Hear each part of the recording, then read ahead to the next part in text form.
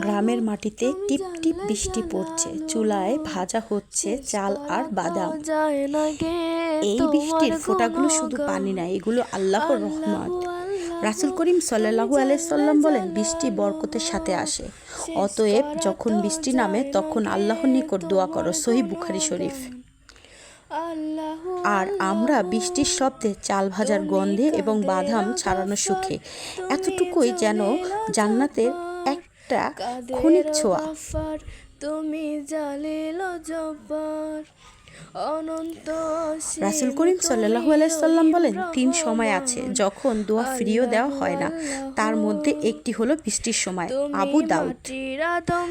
আজ গ্রামের উঠানে বসে বৃষ্টির মাঝে গরম ভাজা চাল এবং খোসা ছাড়ানো বাদাম আর চোখে এক ফোঁটা অশ্রু নিয়ে দোয়া করলাম, হে আল্লাহ, আমাদের হৃদয়গুলোকে এমন নরম করে দাও যেমন মাটি নরম হয় বৃষ্টিতে।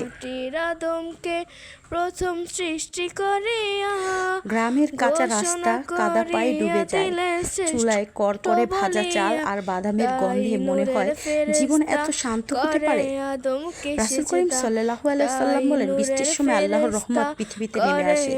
এই সময়টা একটা দোয়া করি, হে প্রভু, আমাদের হৃদয় এমন ভাবে রহমতের বৃষ্টি নামাও যেন তোমার দিকে ফিরে যায়।